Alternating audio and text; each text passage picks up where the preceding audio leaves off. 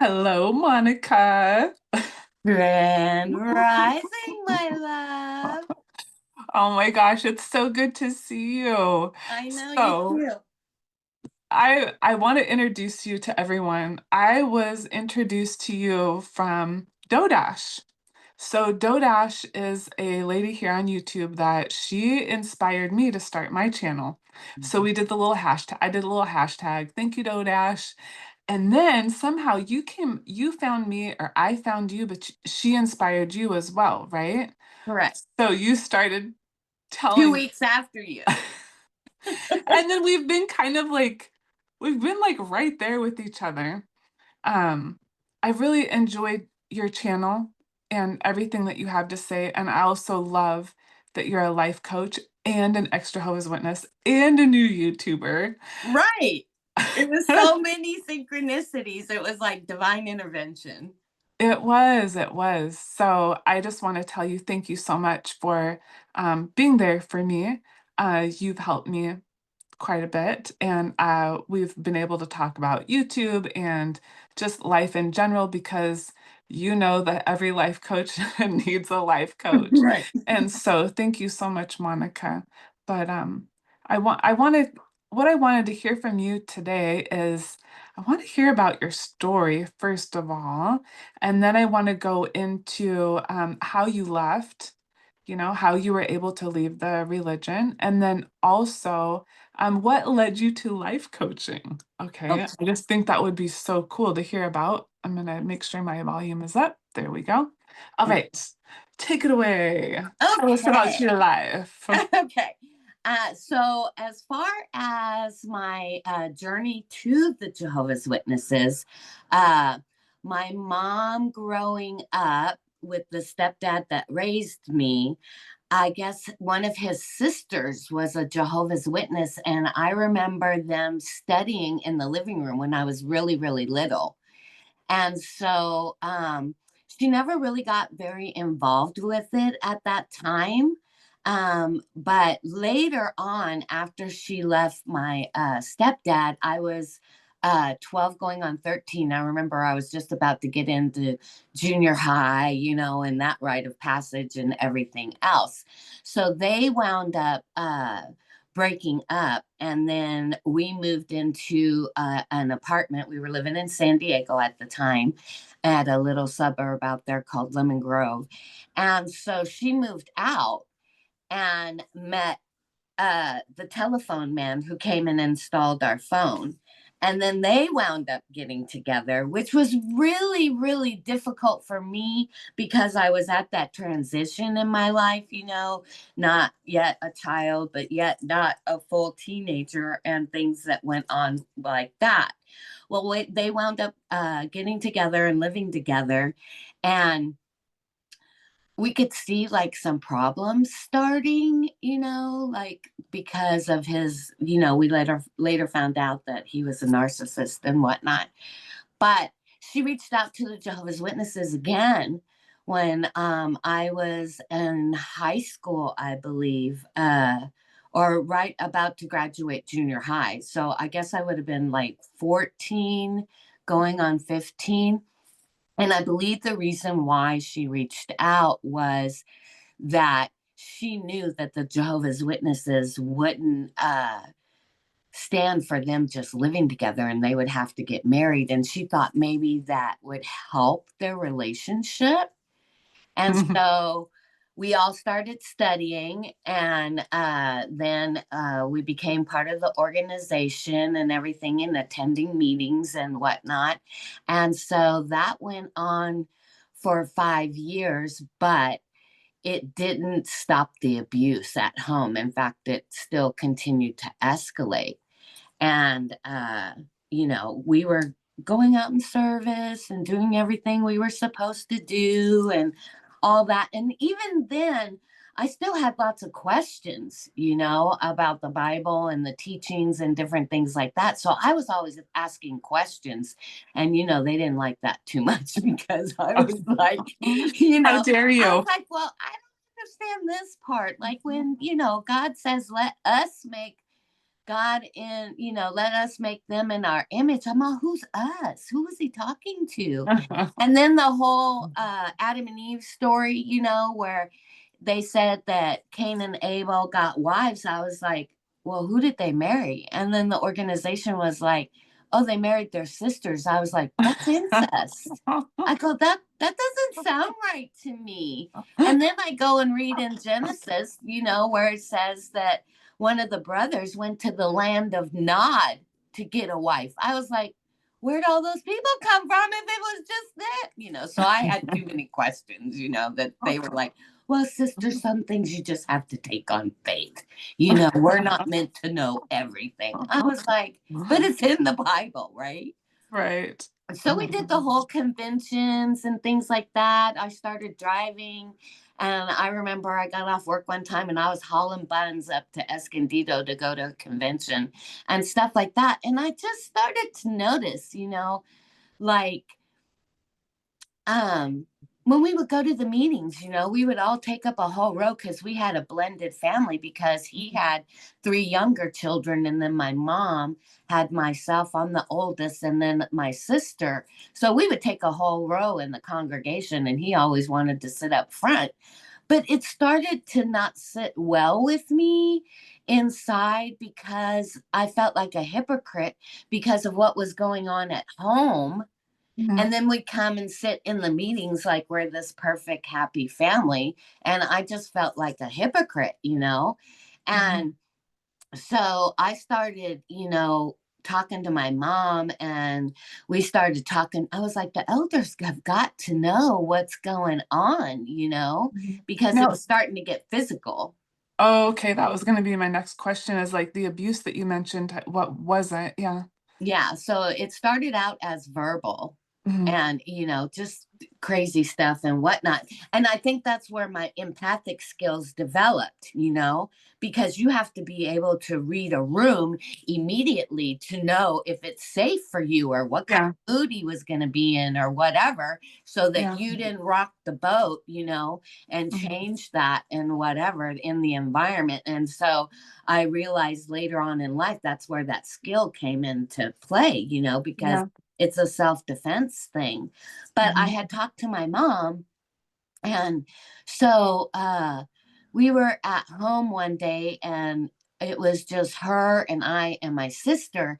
And she started telling me his whole background, you Mhm. know, because after when they told us that they were getting married, meaning me and my younger sister, we Mhm. both started crying because they had No. already gone to the courthouse and got married. Oh, oh, you found out after the fact. So how long from the time that they met until they got married? I would say it was about maybe a year, Okay. maybe.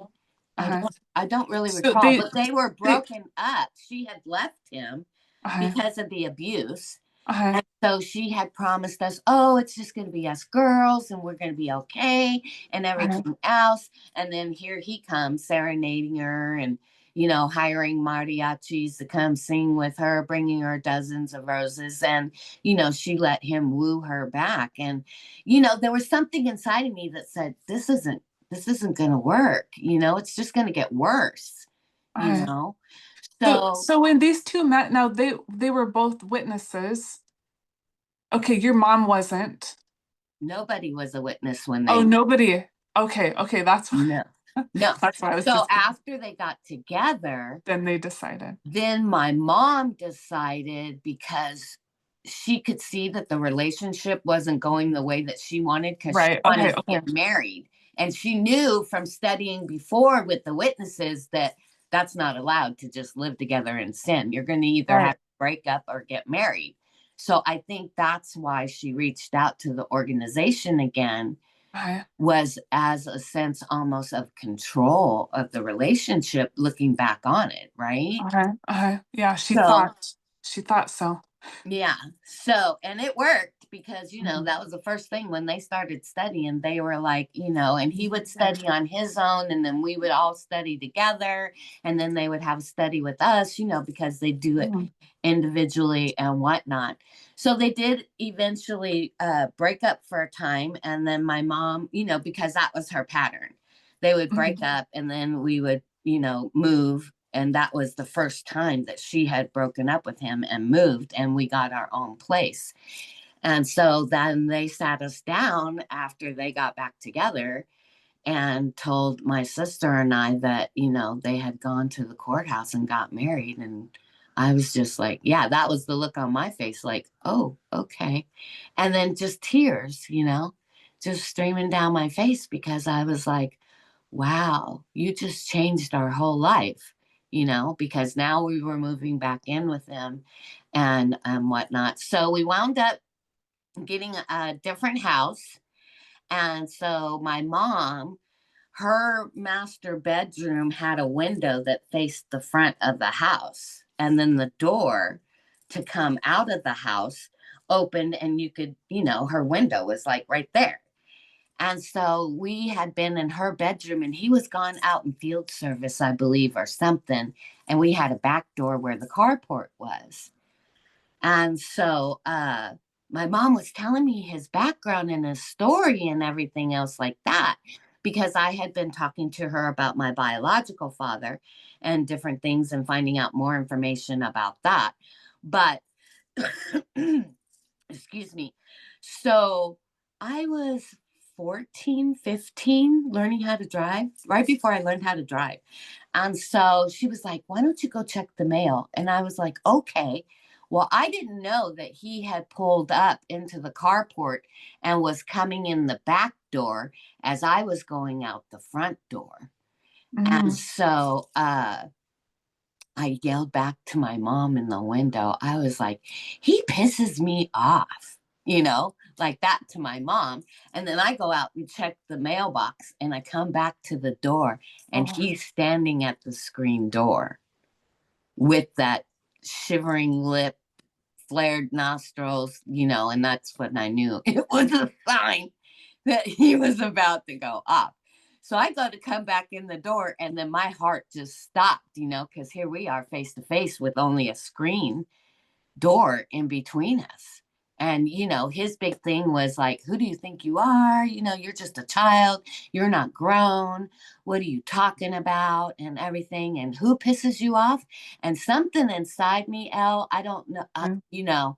I knew it was that line in the sand moment, Uh-huh. Uh-huh. and he was like, who pisses you off? And it just dropped out of my mouth. And I was like, you piss me off.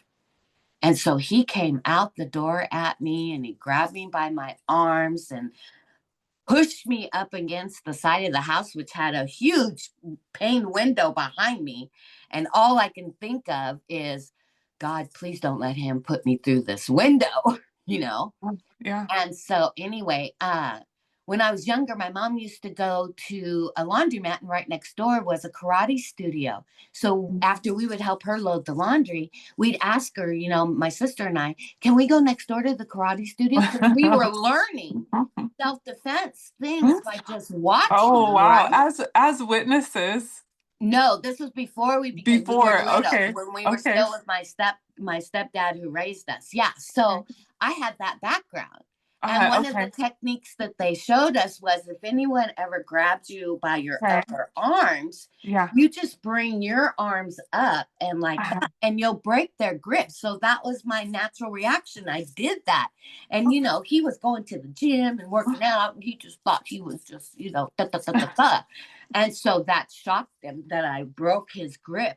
And so then he grabbed me and he threw me down in the yard, and I landed on my back. And uh, all this time I'm like, where's my mom? Why isn't she coming to the door? So finally I can hear her at the door yelling his name, saying, stop, stop, stop. And so I laid down. Something said, just lay there for a minute, just for a second, give yourself some time, right? Mhm. So when I stood up, I looked around, and all the neighbors had come outside. So now I had witnesses, right? And it's not the Jehovah's kind. It was like, pedestrian neighborhood witnesses. So And we were, going to the meetings and everything and acting like everything was fine and blah, blah, blah, blah. And in the meantime, all this verbal abuse was starting to happen and it had already gotten physical. Mhm. And Mhm. so uh, I got up, I dusted myself off. My mom was at the door and he had gone back in the door because he saw that everyone was outside as well. And so, like spirit inside of me said, this is it. This is the line in the sand where you draw and you have to stand up to him. Otherwise, it's going to escalate and he may kill you because he had Wow. threatened to shoot my mom before when Wow. she had left him.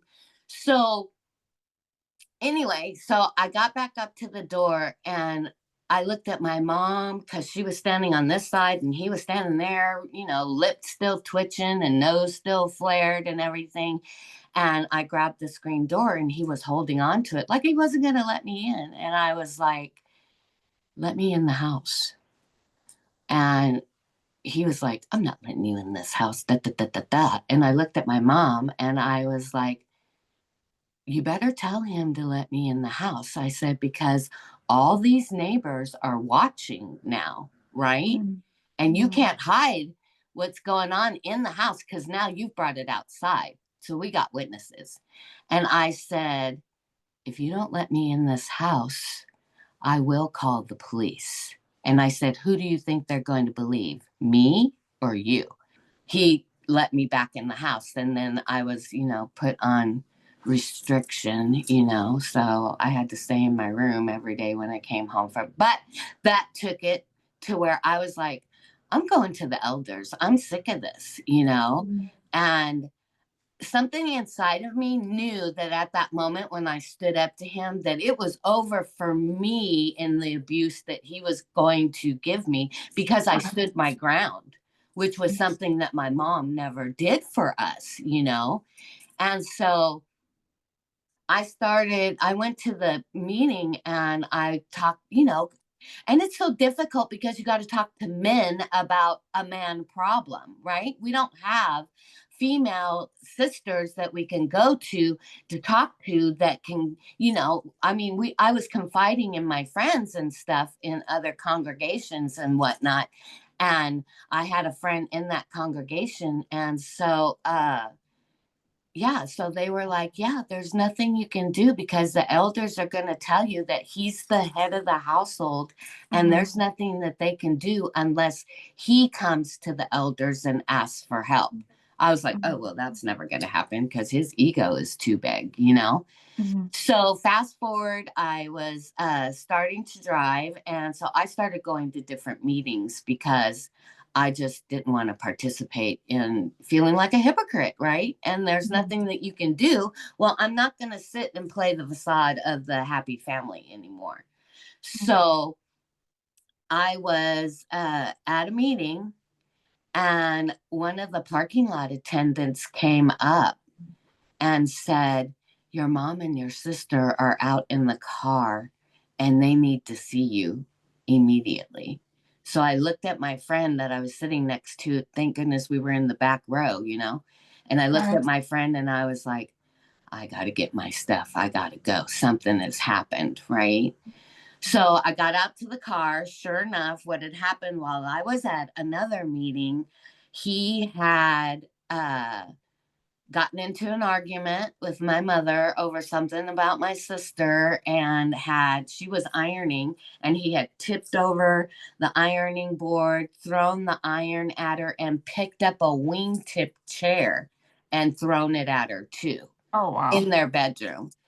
So I get in the car and they tell me all of this has gone on and whatnot. So we went to another sister's house who was divorced and everything because her abusive husband and everything else. And so she was one of the sisters that we were confiding in about what was going on. So I was like, we've got to get to sister so and so's house, right away and call the elders. Now, mind you, the elders in our congregation, one was a lawyer. What? That is And so rare. yeah, and Hmm. one was and then so three elders showed up, long story short, to the house. And so we have a meeting with them, and I'm 18 now at the time, right? and graduated high school. So they came, and I was telling my mom, I was like, you've got to tell them all the truth, everything about how he pulled the shotgun on you and told you he would blow your head off if you ever tried to leave him again, about all the abuse and how, he's abused you and me and, my sister. And I said, you've got to. Tell them everything. So we were kind of hopeful because I was like, oh, good. Somebody is going to finally be able to hold him accountable scripturally, right? Yeah. Yeah. So they got there. And then, so my mom I just sat and observed. And the elder that was the lawyer came, and then two more, right? So she told them the whole story. And so I'm just sitting there eagerly like this, waiting to see what they're going to say. Because I'm thinking, yay, it's finally out. Everybody knows the truth, and we're going Mhm. to get some help, Yeah. How So old were you? You were like I 16, had just turned 18. 18. Okay. Yeah. So we had been in the organization for 5 years by Hmm. this time, right? And so this has been going on throughout the whole 4 years after after Hmm. they met and whatnot. So the first elder, now mind you, the lawyer elder is very quiet. He's not saying too much. And so the other elder that knew us, who I had actually gotten my first job from, he started talking because, he had had some interaction with my mom's husband and whatnot. So right away they go right into the scripture about, he's the head of the household. There's nothing we can do scripturally. And so that piqued my interest, when he said, there's nothing we can do scripturally. So I'm Mm. thinking in my mind, okay. So I let him finish saying everything he had to say. Basically, you know, too bad, so sad. We're not helping you.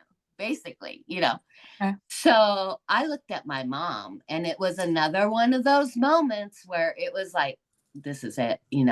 So I turned and looked at my mom, and I was like, okay, well, it's very obvious that they can't do anything scripturally or biblically or anything to protect their congregation, and that he has to be the one that has to come forward. I said, so um, I'm not coming back home with you. I'm going to move out, and I'm going to go live somewhere else, which I had been working for another witness family, and they said that I could come and stay there. So I already had that in the works, because they said if anything goes, south ever, you're more than welcome to come here.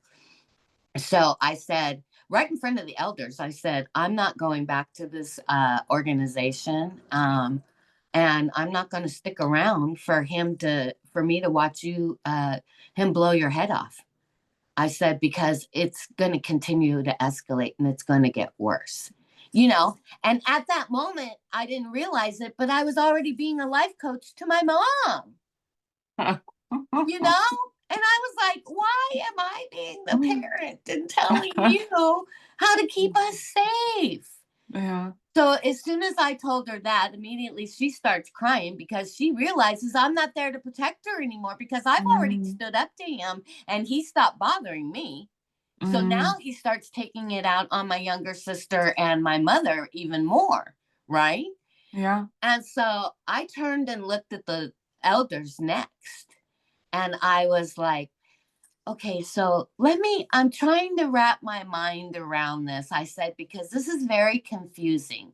I said, you've known for years that we've been going under this abuse, and yet still you say that there's nothing you can do scripturally to protect me. And then Mm. I turned and focused my attention to the lawyer.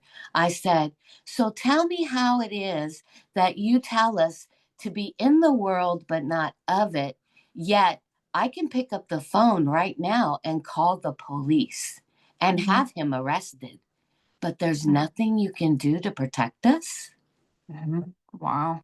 And the lawyer just looked at me like, she's got a point there, but I can't say anything because I've got to do Jehovah's Witness answers, right? Because he's Yeah. a Jehovah's Witness first before he's a lawyer. Right. Yeah, of course. Okay, so I left. I never went back after that. And Uh-huh. I left the organization. I never went back to that congregation or anything else like that. I went to go live with the other family that helped open their doors to me and everything else. I wound up getting a job at the phone company because of him, because he was working at the phone company. So that was Oh, my okay. first real job. And so Okay. I got into the phone company when I was 18. Oh, okay. 18 going on to 19. And then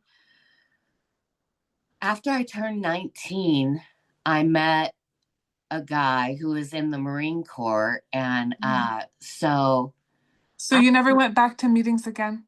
no, I never Okay. went back to meetings again That until was it. until Okay. after this. So Okay. I met this guy.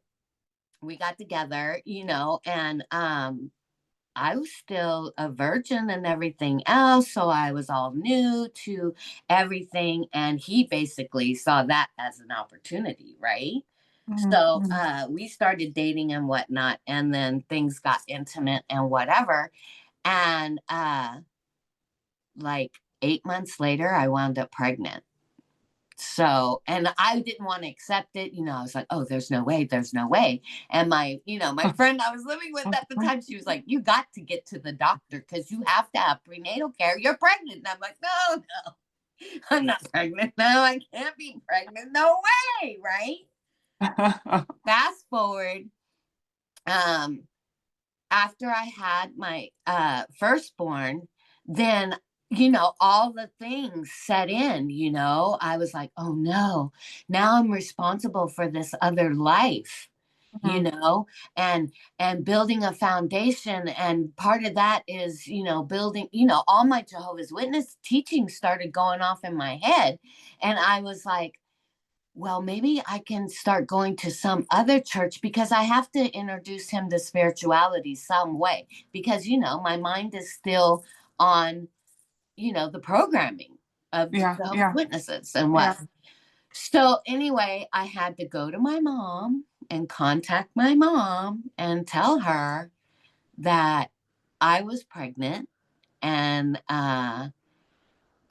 I wanted, you want your mom there, I wanted my mom at the hospital and everything else. And she was like, no, I can't go because of the organization, because I had left. And But you weren't I disfellowshipped, was not disfellowshipped at the time. but No. she still shunned you. Yeah, she still shunned me for being pregnant. She goes, I Hmm. thought it was your sister. And I go, no, it's me, you know? And so it was so painful because her friend in the organization is the one that came and picked me up from the hospital when I brought my baby home for the first time. And Was as her we were, friend, was her friend a witness? yeah, her friend was a witness. Well, she was studying, right? Her Mm, husband was a witness and she was studying. So she was she knew better than to get all in, you know what I mean? mhm, Because we mhm, had mhm, conversations and whatnot. But the ironic thing is that when she was taking me home, mhm. my mom was in the car right in front of us. Yeah, What do you when we mean, got like to in the town, because car? we had a small town that we lived Mm, in. So my mom's friend picked me up at the hospital, and then we got off the freeway, and we were going through the main stretch of town, and it was just one lane street town, for downtown. And she says, "I'll be darned." She said, "Look who's in front of us." And I was like, oh, and like my heart sank. And part of mhm, me, wanting my mom. mhm. Aw, hugs, hugs, hugs. Mhm. And I was hoping. And so her friend started pounding the horn, like, pull over. You need to see your grandbaby. You need to see your daughter. And my mom looked up in the rearview mirror, and I could see her eyes in the rearview mirror. And she just shook her head no, like, I can't. Wow, so So sad. fast forward, I get home, And then my child is about 6 months old. And that's when I was like, well, maybe if I go back to the witnesses, I can have a Mhm. relationship with my mother because I need to know how to take care of this child that I'm responsible for because of all the teachings that, the Jehovah's Witnesses drilled into us. I'm responsible for that life and making sure that it gets to paradise Yeah. until it's old enough. So I had to go back to my mom and I had to talk to the monster, which we had developed a better relationship because he respected me more now. And he said Right. so, Right. because of me standing up for myself and what I believed in and not being a hypocrite. Mhm. And as soon as I left the organization, he was already in my mom's ear. You got to treat her like she's disfellowship. She's no longer part of the organization. You can't have anything to do with her. So What I great was out. manipulation. Yeah, at Right. that point, like he just used it as a Yeah. twist the To knife. separate because Yeah. my mother, my sister, and I, we were so close. Mm. We were best friends. There wasn't anything I wouldn't do for my mom and vice versa. So it Mm. was so foreign to me, Yeah. to have that happen and for her to do that on the way home from, bringing home my brand new baby. Yeah, So, and you still weren't baptized or nothing. oh, I had already been baptized because Okay, I when got did, baptized at 15. oh, 15. Because they Okay, okay. pressured us, Yeah, like of after course I they did. did my studies and everything, they're Yeah, like, oh, now you're going out in field service and this and that and the other. And right. so there was a group of teens of us. And so they were like, oh, the next step is for you to become baptized. Well, So yeah. at the next coming convention, we all did our dunk, you know. Wow.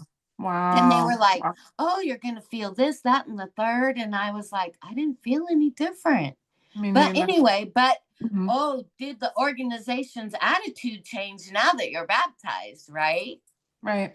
Okay, so fast forward back to You're I going have back to the now kingdom house. my child is about 6 months old, maybe Mhm. 3 months old. And so I contacted them, my my mom and her husband, and I Yeah. was like, I need to talk to you. And so anyway, and so he was a ministerial servant now wanting to be an elder. Ugh.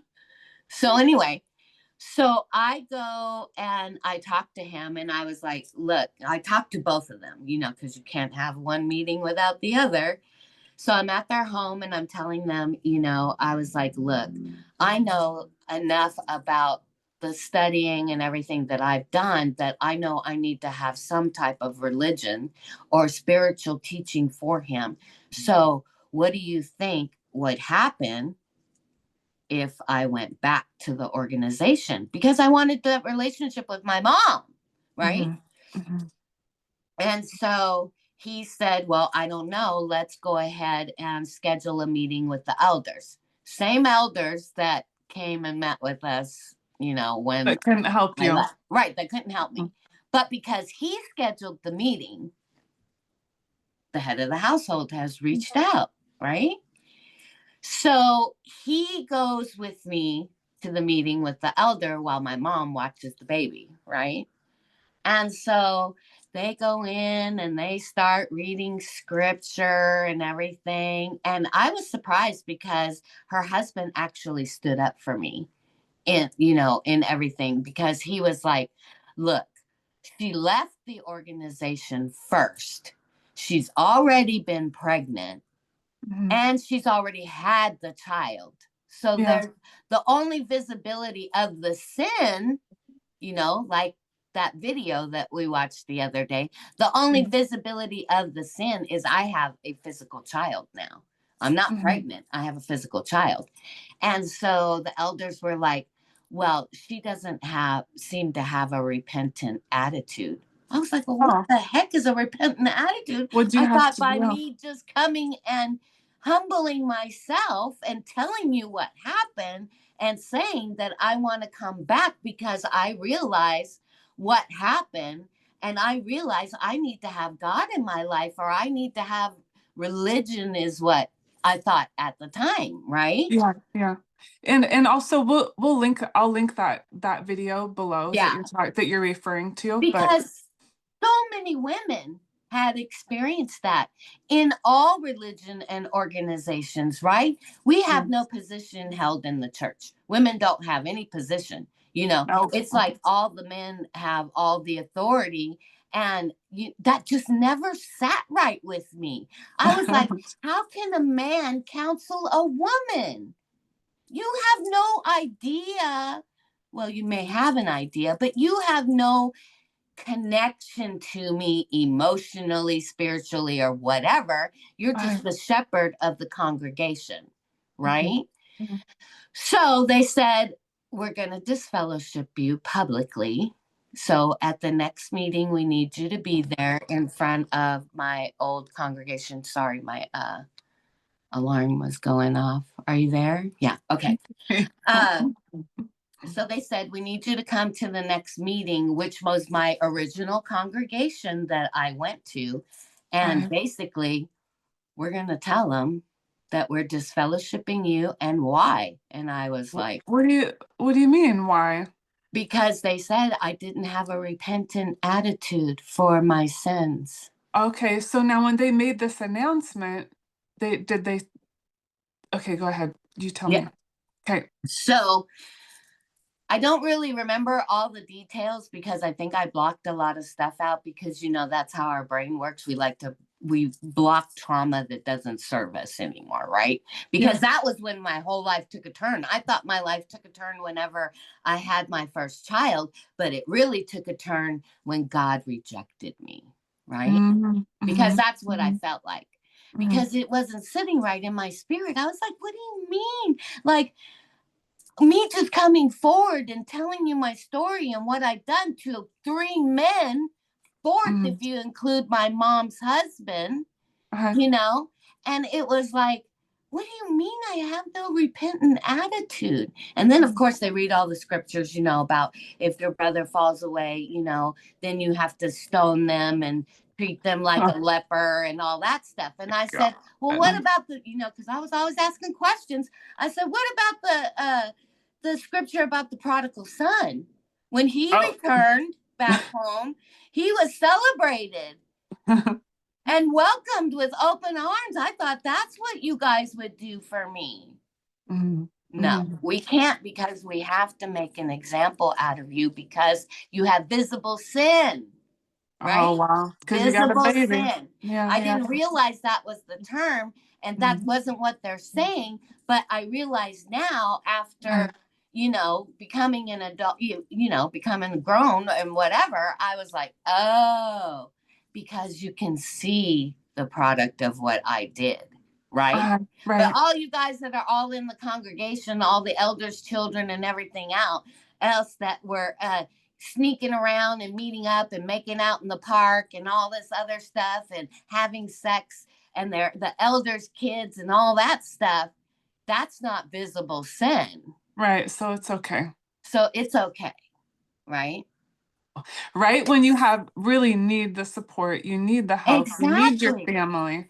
That's right when they kick you when you were down. And Monica, like we've talked about our stories, like you and I, so similar, so similar. But yeah, go ahead because it's I'm feeling it. Go Yeah, ahead. yeah, yeah. So, okay, so I was like, okay, this is my punishment for sinning, right?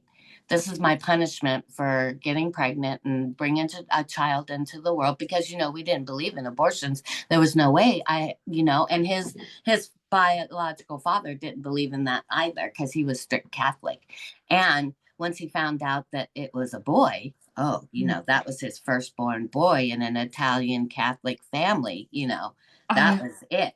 But I'm not going to marry you because I don't love you. But I want my son as soon as he's old enough for me to take, which wound up happening. But anyway, that's another story. So I part go to two. the congregation, to my old congregation. Now, mind you, they haven't seen me in years 4 or 5 because I years, was right? 21. I left at 18. Okay. Uh, and Okay, so I left at 18 and I had got pregnant at 20 and then had my son at 21. So 3 years, yeah. Yeah, so I Mm. had gone, and I was a prodigal lost daughter of, Lamar congregation. So I'm gonna put it out there now. You guys know where I was at. So anyway, I go in and I was like, all right, let me just take my punishment, because I was like, isn't that a repentant attitude if I'm willing to sit up in the congregation and let you make this huge announcement to the whole people that have watched me grow up, right? Yeah, so were you sitting there, or did you block this part out? Like when they made that announcement, Monica has been disfellowshipped. Were you sitting there in the audience with your son? Yes. Wow. Yeah. Because I that wasn't the first one that I had seen happen. So I kind of knew what to expect because there was another gal that got pregnant um, in a congregation in Northern California because my mom had to send me and my sister to go live with my uncle in Northern California, who was a Jehovah's Witness, because my mom's husband had beat us so badly that we couldn't go to school. We had bruises and everything all over us. And I was in high school and my sister was in junior high. So there was a sister in that congregation who had the similar circumstance, which So you was a knew. prelude to what I was going to go through, right? So Wow. all that's playing in my mind after we had come back and it was my turn, right? So I kind of Wow. already knew what was going to happen. And just to sit there and then, I sat in the back row, with my child in the little car carrier, sitting next to me and whatnot, because back then in those days, if you had babies during the meetings and whatever, you had to go into another room because they didn't want to hear that baby. Oh, you had Yeah. like a nursing It rooms, was right? just it was the book room and where they sold the books and everything from, but it had sliding glass doors and a Yes. door and a window shutter, over the counter to where you Yes. could close that area off and you couldn't hear as much, but it had a speaker in there, to where you could keep your kids, let them run around, because who can sit for 4 hours when they're that little, right? So I had to sit out into the congregation. I sat in the back row, I believe, and then my mother sat next to me, and her husband sat next to her. And oh my God, he. I thought he was going to lose his self, and just really be upset about it because this was bringing shame upon the head of the household, right? But surprisingly enough, because of the respect that he had built up for me from standing up to him and everything, he was like, I'm going to support you. And I don't think what they're doing to you is right. He goes, I'll be Oh. there and I'll support you. And when we had the meeting with the elders too, he goes, I don't really think that you can judge her like that, saying she doesn't have a repentant attitude because Hmm. she's here telling you what happened and telling you that she wants to come back to the congregation. And her and I had a meeting before, and she was the one that suggested we come and have this meeting. So, how is that showing that she doesn't have a repentant attitude? But then there, So were they talking to you at this time then, or was it like very little? Like, say your parents, because, so now you're disfellowshipped. So are they talking to you because you're family, or well, what? before Tiny bit? before when I left home, all communication was cut off. They were treating me as if I was already disfellowshipped then Or because I dead, left, right? you know. Hmm. And then so when I went back, because I wasn't disfellowshipped, I went back to my mom and her husband and told them, Yeah, yeah. But I after, want to come back to the organization. What do you think I should do? mhm, yeah, And then that's when he suggested, oh, I'm a ministerial servant now and I'll be able to help you. So let me talk to the elders and set up a meeting so we can go talk with them.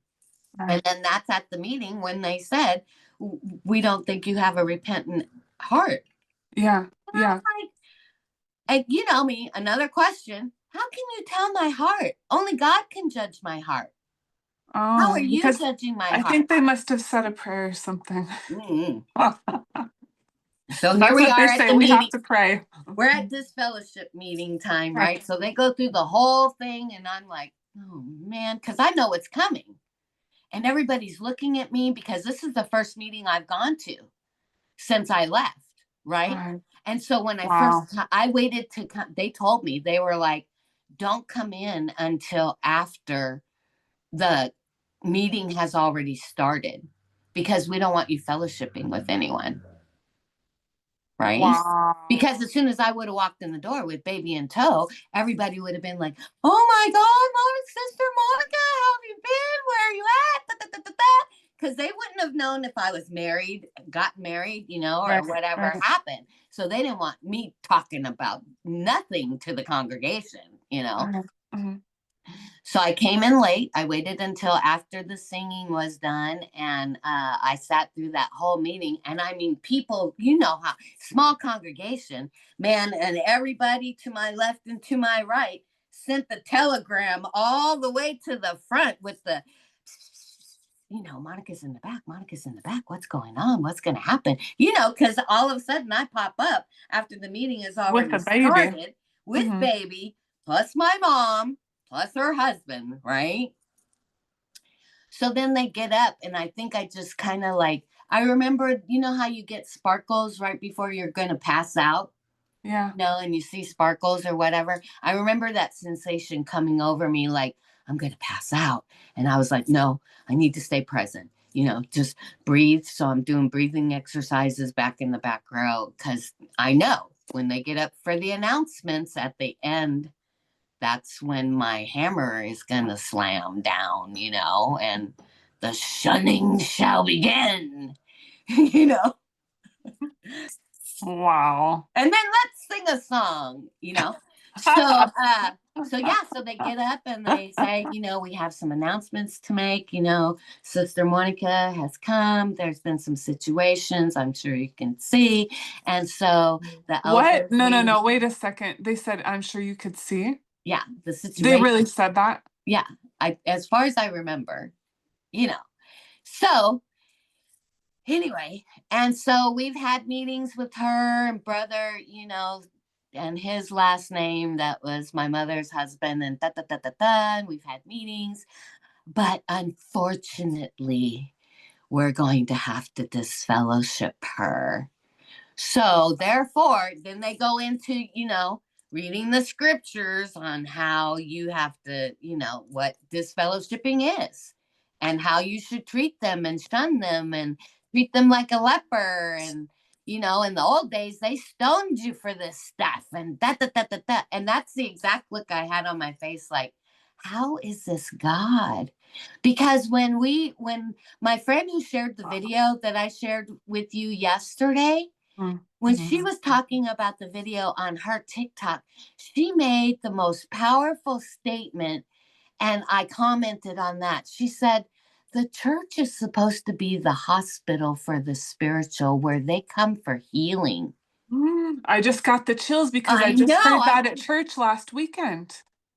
Yes, that's where we're supposed to come to get healed. But instead, oh, if you're not, if you don't appear perfect, you can't be a part of this. But yet then Fix they teach, yourself. yeah, but yet then they teach too, on the other hand, the last perfect man to walk the earth was Jesus.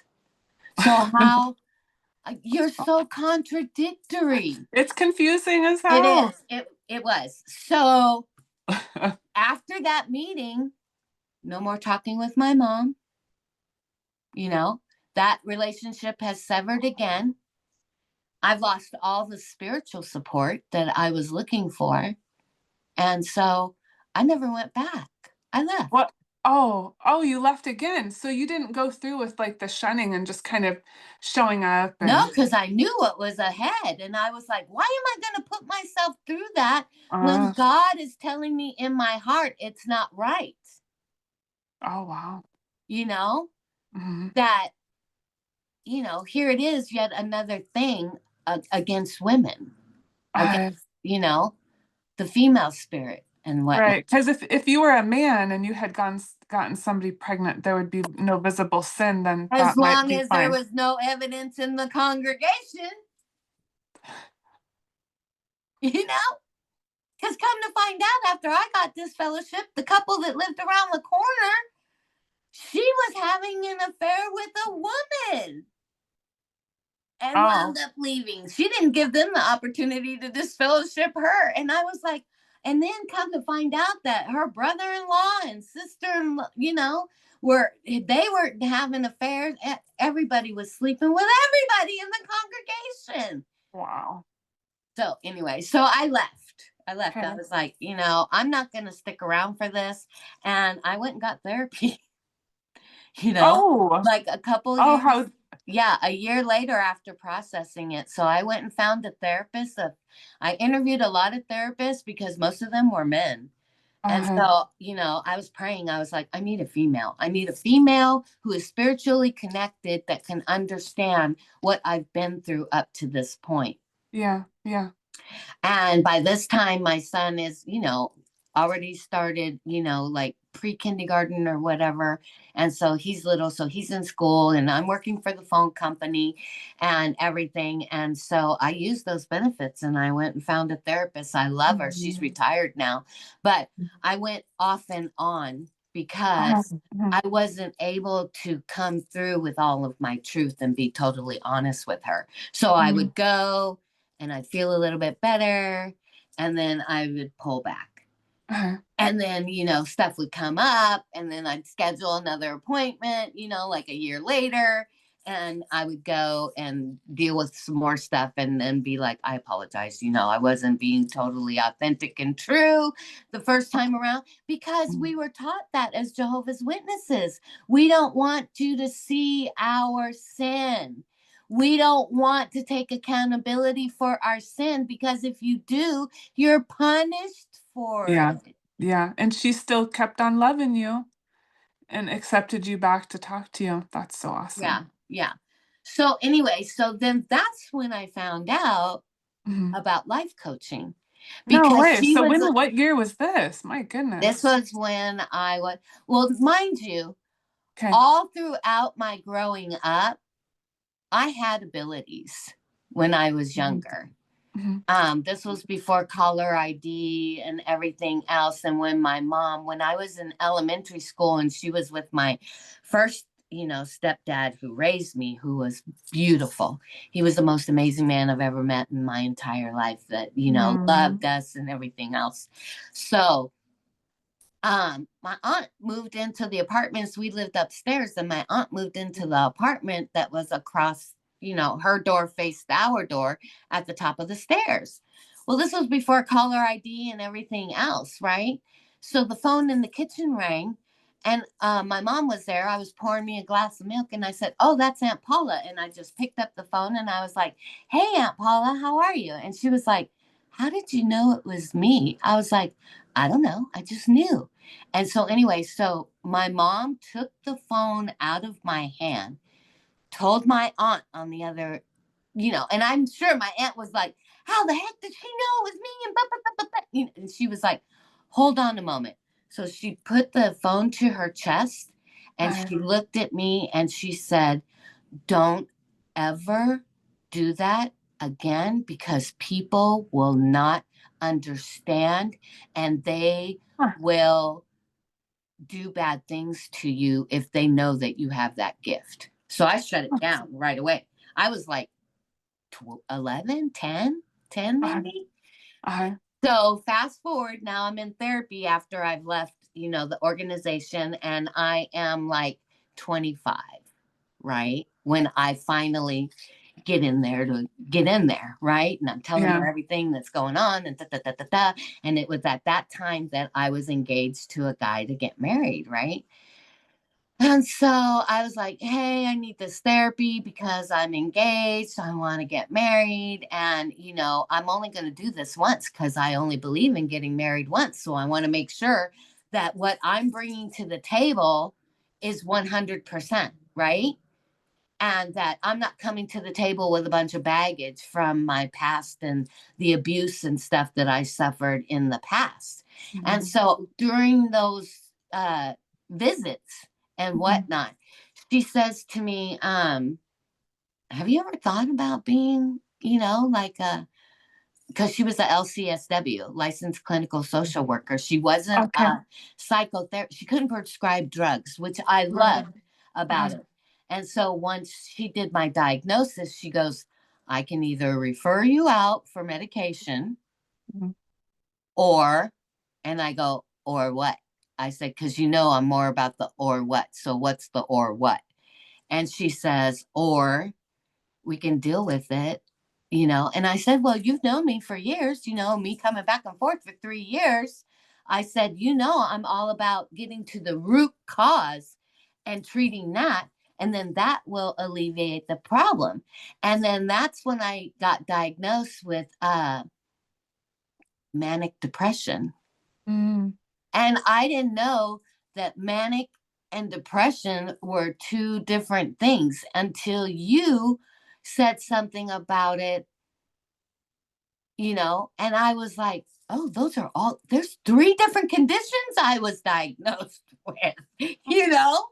And she Wow. said, I can see it on you. She said, sometimes you come in here and you look like you're 20 pounds lighter. Another day you'll come in here and I can tell you've had a good week or a bad week based on what you look like. And I said, Mhm. yeah, my emotions are attached to my weight. I said, I've Mhm. told everybody, I said, once I'm happy, you're going to see the old me come back, you know, because we put on that weight as protection. Yeah. Yeah. So we worked through that and everything else. And then so she was like, early on in the diagnosis, she was like, we can either do medication or, and I was like, let's do the or. I said, because I would rather do herbal remedies than, you know, get stuck on, you know, medication. I go, medication is for a lifetime. If we Right. deal with the root cause, then there's relief, right? Yeah. So Yeah. that's what we did. She was like, I was hoping that's what you would say. And so then we started talking about, you know, what an LCSW is and everything else. And I told her, I said, I think I would have a problem with that. I said, because I want to take people into my home physically to Oh. help them and Mhm. had done so, you know, and all my life, like what I was going to touch on before, after that psychic experience that I had with my mom, I kind of squashed my gifts. But all throughout high school, all my friends, strangers, you know, people would just come up and start telling me their whole life story. And I would be like, oh my God, let me help you, you know? And I, you know, it started early on, like what I said. I was life coaching my mom as a Mhm. teenager without even knowing it and whatever. But that, what I came to realize later on in life was that's because I was a light worker. And that's what Mhm. my mission was to come here and help Earth. And that's what my therapist said. She goes, you got to look at yourself. She says, here's an analogy for you. You're a lighthouse and you sit in troubled waters to guide those ships to make sure that they never run ashore because you want to help people in their lives and you want to railroad them from the negative experience that they're going to have if they continue going on down the path that they're going based on the life experiences that you've had. So you Yeah. don't want humanity to experience that pain. Mhm. And I said, oh, that makes sense. She goes, Okay. so that's why you want to rescue the world. And I was like, Mhm. well, that's why I don't think I can be an LCSW. And so then after that, life coaching was not even a thing, you know, back Yeah. then. Right. And then so I think I was like about 30, maybe 26, 27, my late 20s or like first 30s is when Uh-huh. life coaching and all those people were coming on TV, like Jan Van Zant and all that Yeah. stuff. Yeah. And, you know, I was like, I could do that. I could do that, you Mm. know? And so Uh-huh. I had already finished with my therapist and so I, you know, we still stayed in contact. I would still call her, you know, whenever I would have an episode or something triggered me. And so I said, "What do you think about this life coach thing?" I said, "Then I wouldn't have to go for the LCSW and take years." I said, "I could just do it online." You know, because the Uh-huh. computers were there now. And I said, I can get my certification that way. Yeah. And I go, and then I would have the certificate, Yeah. you know, because people back then, you just because you said you were, even though I was a natural life coach helping people and whatever, I still felt like I needed to have that paperwork in Yeah, order to be valid to other people in my services, right? right. Yeah, yeah. I felt So the I went same way. ahead and done that and everything, but I never set up an office. I never set up a business because each time I did, the people that were reaching out to me weren't in circumstances to where they could pay me. And so what was I going to do? Oh, no, I can't because you can't pay me. That was against my nature. So I was like, I'll just help people and then I'll let the rewards come from other, areas in my life because God will reward me for the things that I'm doing because that's my purpose. Oh, Right. yeah. And so, anyway, and then fast forward, I started a YouTube channel like back in 2007. And I was doing the picking thing, where I would go and find free stuff and then sell it online because that was when eBay and Okay. selling and stuff was all popular and everything else. So that's when I started my YouTube channel. And then I wasn't consistent with that because I wound up having to move. Um, and then my stepfather who raised me, the beautiful man that he was, he passed away in 2006. And so it was so strange. I was back there. I was in Georgia and I got the call from my sister in California and she's like, Dad's in the hospital. And I knew right then and there. I was like, I'm on my way because I Oh. had promised to him because after we left him, my mom told us never to go back, right? Mm-hmm. And But your everything. first stepdad. Yeah. And Mm-hmm. so that was really difficult for me because that was my dad. Mm-hmm. And so after I had my child, I went back. I went and introduced him to his grandson and everything else. And it was a beautiful relationship from that point forward. And I had to apologize to him. I said, I'm sorry that I never came back until now. I said, but Mm-hmm. mom told us not to. And I said, and I couldn't come to you and tell you what was going on. I said, because I didn't want you to go to jail because he would have, taken care of it. He would have taken care of him. Then that would have sent his life in a totally different trajectory. So I just took it all on and dealt with it and kept everybody on their path. So to, Yeah. you Yeah. know, So now Monica, your channel, tell us your channel name. it's my at sign Monica Leader. Okay, Monica Leader. Okay. Yeah, and And then the I'll channel will come up as Monica Watson, I think, is the I channel. think it says Monica Watson Leader. I can't Yeah, remember, but I'll yeah. link it in the notes. And then yeah, I love that here's the thing that I've learned since becoming a life coach and meeting so many other life coaches. Yeah. I just thought that all the life coaches were the same. They're kind of doing the same thing. But meeting you, you have your specialty. You are a light worker. Me, I'm a thought work coach. Hmm. And it's really cool that there's so many different styles of coaching because people are like, what is coaching? It's like, well, it depends who you're talking Right, to and what right. you need. And so I love that for you. And do you talk about all of this on your channel? Well, that's the funny thing is that when we were with DoDash, right? Okay, so I started watching DoDash. She came across my feed because I was getting into Spark and I had gotten fired from Oh, my job. So that's okay. when she came up across my feed because I was researching DoorDash because I got accepted to DoorDash and I was on the waiting list for Spark. Yeah. So The I'm Walmart a app. researcher. I Yeah, research yeah, me too. everything before I get into it, and take notes like we're used to in the Jehovah's Witnesses. When you were Yes. like, yeah, I still write things down. I go, yep, that's still, I do too. And so uh, I was watching her and then I had been getting messages. You got to Uh, start it. You got to start your YouTube channel again. Get back yeah, on yeah. YouTube. Get back on YouTube.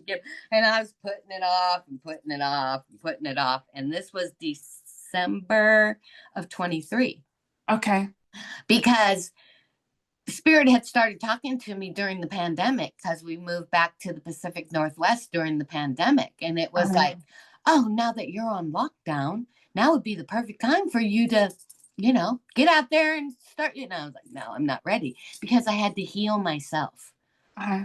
from everything that I had been through and the Mhm. missions that I call them that I had been on since then. And this was my second time back here to this specific area where I was at. So I was up here in 2003 after my dad passed away, and it was very healing. It was very beautiful.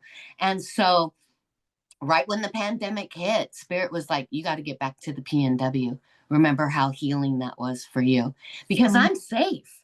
I'm safe on my little island, You have to take a bridge or a boat to get to me, you know?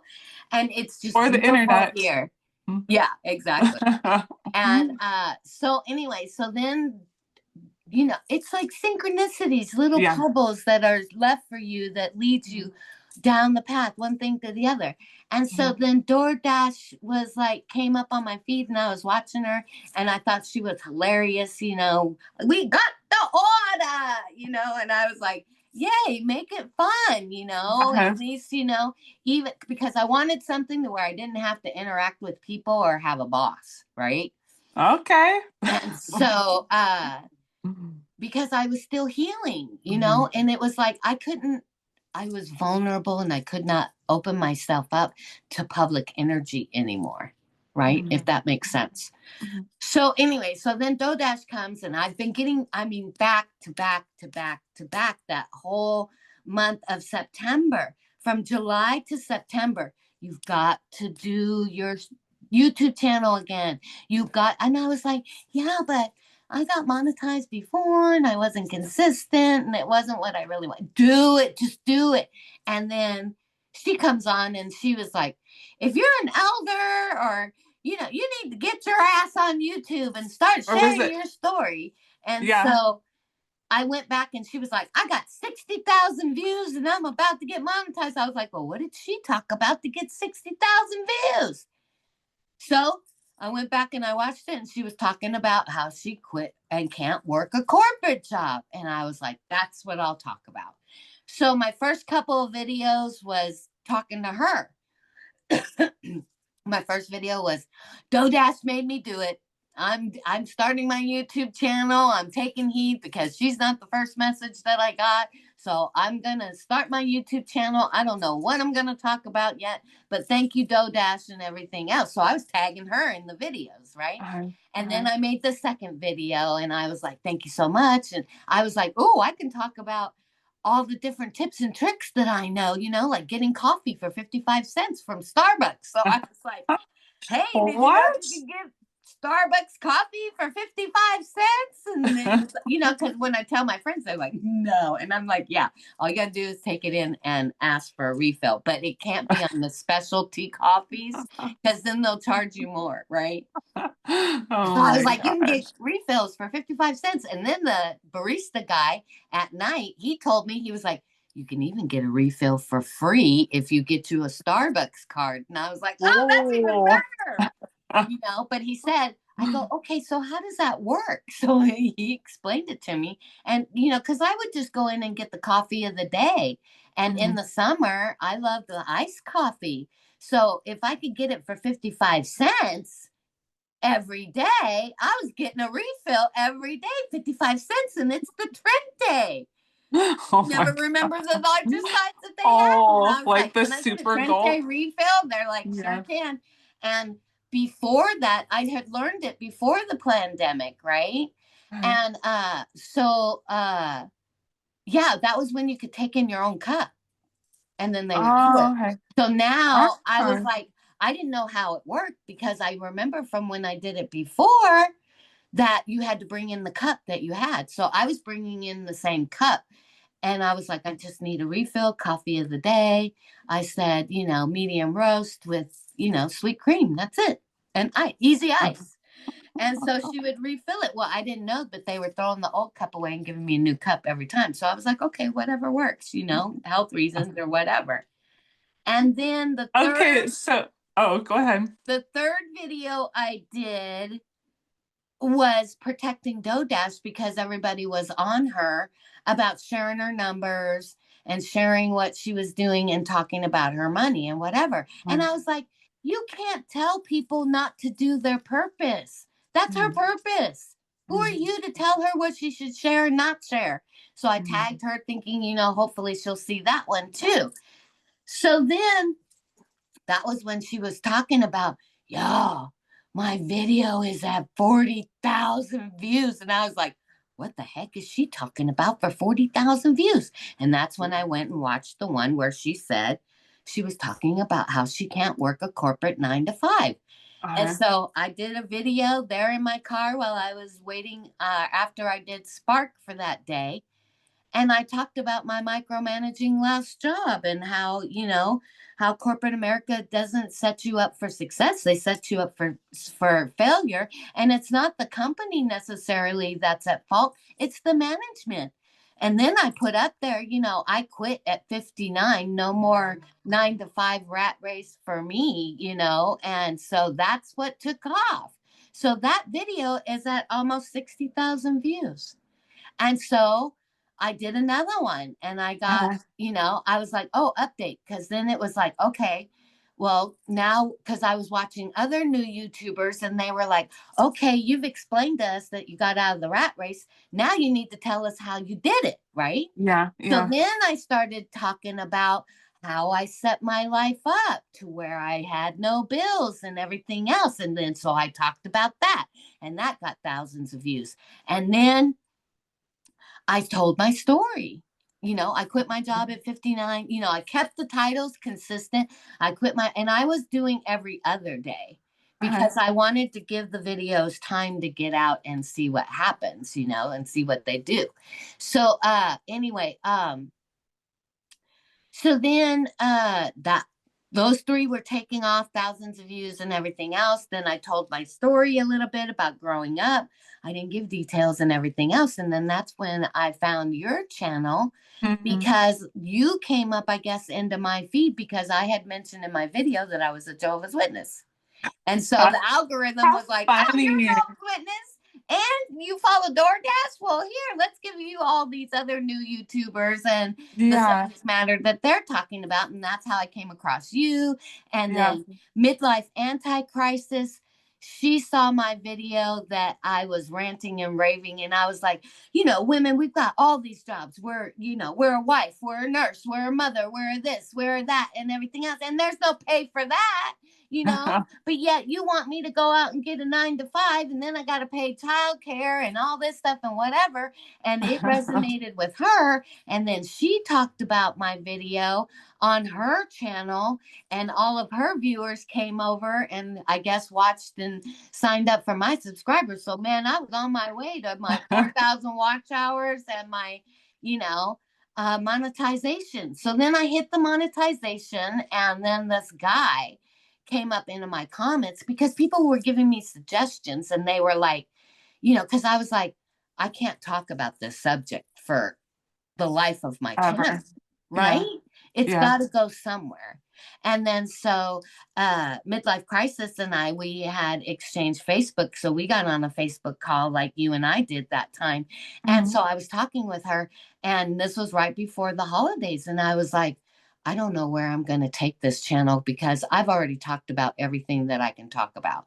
I've given them tips on what I did, how I did it, how to take care of your bills, that you need to get out of the slave system, why you're being, drawn to get out of your job is because it's no longer resonating with your soul. And I said, that's what I really want to talk about is about spiritual things and the changes that are happening in the world. Because there I am again, being a lighthouse out in the middle of stormy waters, trying to guide people in like, hey, the tidal wave and the tsunamis, they're coming. So let me help you prepare to get ready for that. And this is why you want to quit your job because it's no longer resonating with your soul and your spirit because those unethical companies are going away.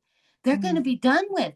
AI is going to be taking over. And that's another thing that midlife anti-crisis and we were talking about. I said, how fair is it that all of these AI channels are getting millions and millions of views? Mhm. I Mhm. said, they're talking about information. They're not having to show their face, because that was one of the things that I started researching was faceless YouTube channel. Uh-huh. Because, I could see that, people were like looking at the messenger rather than listening to the message. And that was frustrating for me. I was like, stop trying to figure me out and figure out why everything is here. I'm giving you the information you need to know about my life, and you don't need to know any other more, because this is a worldwide platform, you Mhm. know, and I have to be safe about myself and my children. And Mhm. I've got to be careful about what I talk about in different things like that, you know, because I don't want to be a target because I'm a single mother. I don't want to be Mhm. a target because, I may or may not have one or the other gender of, an offspring. So that's Mhm. why I'm very careful about what I talk about in the public eye, because we've all seen the, YouTube murder videos and the TikTok influence murder, because people are not cautious. And it's sad that we have to be that way, right? Mhm. So I was talking to midlife anticrisis and I was like, I'm just going to do it. I'm just going to bite the bullet. And I got ill with that stuff that went around for a while. And so I didn't do a video for a week. And I guess, and I was still posting like shorts and stuff just to keep Mhm. my stuff content relevant in there, even though I wasn't able to do a video myself and whatnot. But I said, after I'm well and everything, I said, I'm going to do what my purpose is, because I say to everyone in my video at the end of the video, remember who you are and what it is that you came here to do, because no one can do what you came here to do. Remember that you cannot pour from an empty cup. And I hope I was able to fill your cup just a little bit out of mine today. And remember to be kind to yourself first and then others, and then have a great day. And I'll see you next time. Right. So I was like, that's what I need to talk about. If I'm telling other people to remember who they are, I got to tell them that I remembered who I was, Aw. you know, Yeah. Yeah. and lead by example. And so Mhm. stop talking about the spiritual things that are coming up, because we're in the tribulation. I mean, what was the one thing that we learned and kept from the Jehovah's Witnesses is that we know that Bible from Genesis to Revelation, because they drilled that into our heads, and it made me a Bible talk leader over a single mom's ministry in another denomination church. After I left the Jehovah's Witness, they were like, oh, you know your Bible so well. Yeah, we want you here. We want you in leadership. Plus, you know how to go out and preach your faith and recruit. Okay. And you're a single mom. Oh, yeah, you can run this ministry. So I got kicked. I left there too because I was asking too many questions, because they said we needed to share our faith with smart people. I said, what Mm. do you mean by smart people? Because we were studying with a woman who was on medication and who was bipolar. And so I Mhm. was taking it at her pace, right? Mhm. And they were like, well, these studies are going on far too long. I said, let's go to the scriptures in Matthew. Let's see who Jesus shared his faith with. I said, oh, he hung out at the well with the hookers and the thieves. Imagine that. I said, do you think those were sharp people? And I was like, I can't do this. I just can't do that. So I So, left there too. So that's where the trajectory is going for my channel, is because I yeah. want to be the lighthouse and I want to guide people in to the paradise earth that we were promised. Oh, I love it, Monica. I love your channel. I love how you're just you. You're so full of life, and you light me up every time I talk to you. You do have a light about you. So, thank you so much for being here today. I thank you for this opportunity. I love Yeah, you. I love you too so It's like much. that kindred spirit, just everyone has been drawn together because this is our time. We have to It help is. people. It is. We It have to is. help them with all the knowledge and the experiences that we've had and share that to help them. Yeah, I love your wisdom, and I also love the part of your story that it's like, you weren't a witness for that long, but man, it sure did have an effect on you. And so I think this is a great testimony to, to recovery and what you can do with your life, and that we can get better. And because we have been through so much, Yeah. we are such a light to so many people that really need the help. And so I'm Yeah. gonna put in the show notes like ways that people can get a hold of you if they want to connect with you. Yeah, Okay. definitely. Yeah, Yeah. all my information on my first videos in the description is my email address, Pure Life Enterprise LLC at gmail.com. If you Mhm. need coaching, if you need energy work, healing, I'm also Reiki certified. I never became a Reiki master because in order to be a Reiki master, you have to teach it to two other people. And I was Oh, just interested in the certification so I could okay. have the certificate for, doing the energy work that I do. Awesome. And so, Awesome. yeah, so I'm open, I have an open door policy, Mhm. if you need guidance in what navigating these times that we're going through the shift, it doesn't Mhm. matter which shift you're expecting, but we're already going through it. And I'm Yeah. so glad that, we got the opportunity to reach out and talk to each other. And, you know, I got that, as soon as I saw what you were going through and your changes in life, I was like, oh, honey, let me talk to you. I could feel it. I was like, I need to reach out Mhm. to her. I need Well, to it was talk so to her. funny because just the other day I'm like, I need to talk to somebody. Who is it? And I'm like, Monica, So yeah, thanks for That's good. helping me.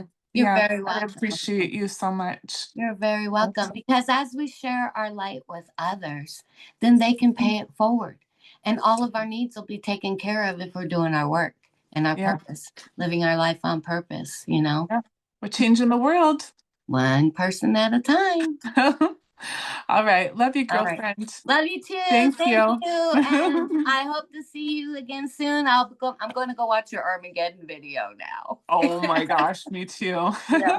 Okay. I All love right. you. Bye, hun. Love you Okay. Bye. too. Love to you all. Bye, my Mediposas. Oh my goodness. Okay, let me stop that. There we go.